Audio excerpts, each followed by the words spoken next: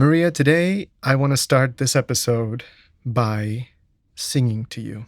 Oh, okay. Let's cut there. Thank you very much for accompanying us today. This was just a Spanish phrase, and that's it.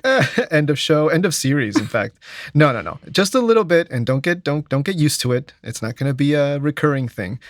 But it's to bring up the topic for today's discussion.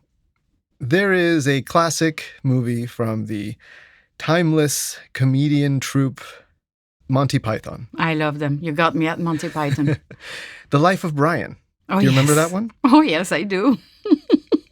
It ends with a really charming song. Do you remember? I don't remember the song. I remember he's singing with the two thieves. He's crucified in the middle, and he's All right, I'm going to butcher it, but I'm going to try. Always look on the bright side of life. Doo-doo, doo-doo, doo-doo, doo-doo. I do remember it now. Well, the message of that song is pretty clear. Look on the bright side of life. Do you think you're someone who does that? Well, you know how I love philosophy. And that's why I brought it up. I kind of agree with those philosophers more than you think that say the pessimists are happier because they're always pleasantly surprised. When you're always expecting things to get a wrong turn, you're like, oh, but see, this didn't happen that bad. But I'm naturally optimistic and joyful. So I kind of, even when I try not to, I do look at the bright things of life. Is that our sentence for today in Just a Spanish Phrase? Just a Spanish Phrase, which, by the way, is the companion podcast to News in Slow Spanish, except here in Just a Spanish Phrase, as opposed to News in Slow Spanish, where we bring you news every week in Spanish in a way that's specially designed for learning the language. Here, we explore the origins and uses of common idiomatic expressions. And so the expression in question today is no hay mal que por bien no venga. Which, to be honest, no hay mal que por bien no venga, it pretty much, literally, it means nothing bad happens that doesn't come from with something good. Right. But it makes me think of what people sometimes tell you, like, oh, everything happens for a reason. And that really gets on my nerves because it's almost like either A, you deserve it, or two, you're going to be better after this. And no, I disagree. Because it's almost like fate. But I do believe, I don't know if you read, and I'm going to go dark again, as usual. I would expect nothing less. Did you read Viktor Frankl's Man's Search for Meaning? But a long, long time ago, yes. So, I mean, he never said everything happened for a reason, because what happened to him was, like, I cannot think of a worse thing. He lost absolutely everything. Right. His family, his possessions, and his freedom. So Man's Search for Meaning is like, there is no meaning in what happens. You create that meaning because you have no other option. You know, you have two choices. You either let yourself go and get depressed, or you try to find meaning in your new situation and try to make the best of it. Yeah. So if you interpret it that way, I kind of like the expression no hay mal que por bien no venga.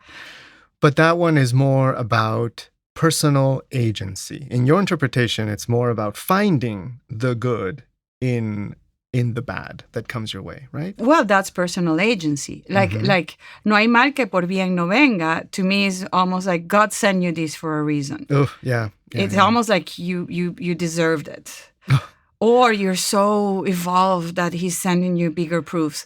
That is where I disagree. But if you have no option but to, Right. In other words, the alternative is, bad things are going to happen because they happen all the time, even to good people. It's part of life. It's part of life. But you can find what in English we call the silver lining. And it's also personal agency, right? In the English expression.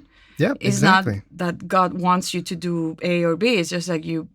Well, that's interesting that you bring up God, because we'll get into that when we talk about the origin of the expression. But I think you can see it. It depends on you how you are going to interpret this expression or what it means to you. Because, it could be Like in English, you might hear it phrased like this: every cloud has a silver lining. And that's more deterministic. It's like, no matter what the bad thing that's happening, there is a silver lining. And that's just not always true. Sometimes it's up to you to find it if it's even possible, right? If it is even possible. At least that's how I see it. I think I'm on the same page as you. And what is the origin Ah. of this expression? I'm curious if it comes from, the Bible as usual, or it's more like a Stoic. It's interesting because it definitely has a Catholic reinforcement, so to speak. But the concept of no hay mal que por bien no venga, or every cloud has a silver lining, it's actually much older.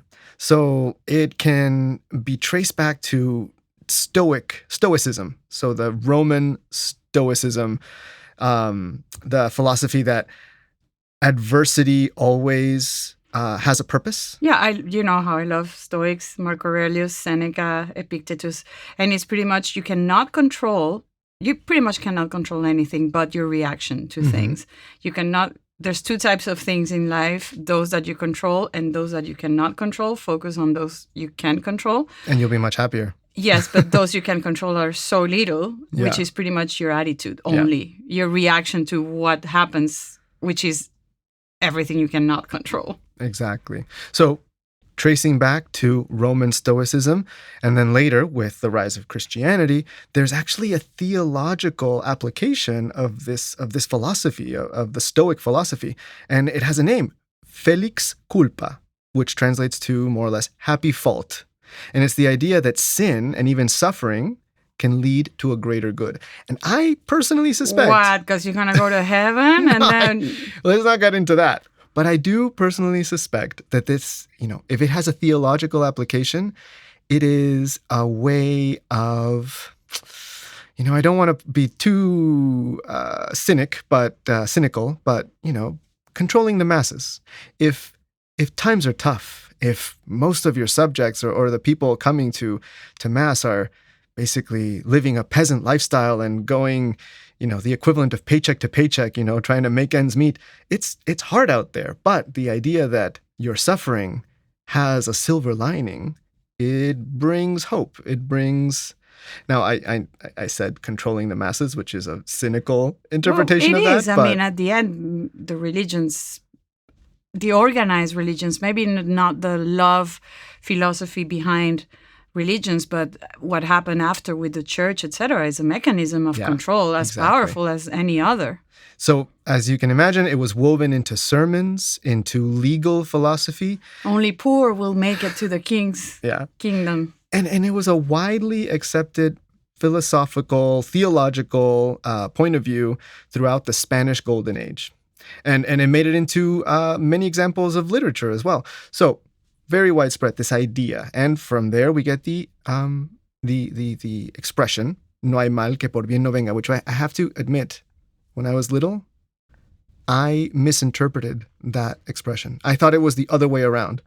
I thought that it when meant you that did good, something bad was bad's going to happen. Yeah. But now I understand it's the other way around.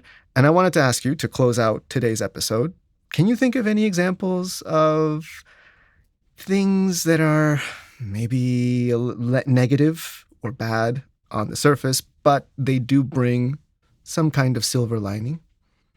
Many, of course. Do you want me from the news or?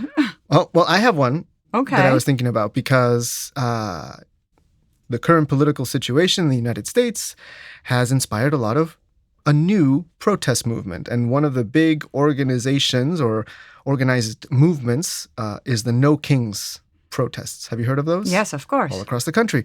And I think, protesting, obviously something is wrong in the culture, in the society that inspires people to protest. So there is un mal, a bad thing happening, but the silver lining there, el bien, el mal que por bien no venga, is that I have personally experienced in my small community, these protests inspire new connections and new friends and people in a town that maybe had never met each other before starting to talk, all because they're, well, protesting. Well, another good example from the literary world, the best thing that can happen to an author is having his or her book censored.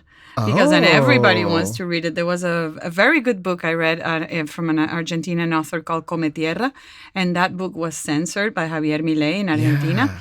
It became like the book of the year. Everybody started buying the book, making book clubs about the book, etc. So That is an excellent silver lining. no hay mal que por bien no venga. Fantastic. And we ran out of time. Yeah, but even that bad thing will have some kind of... Good thing, because we'll be back next week. There you go. Thank you, everybody, and see you next time. Bye.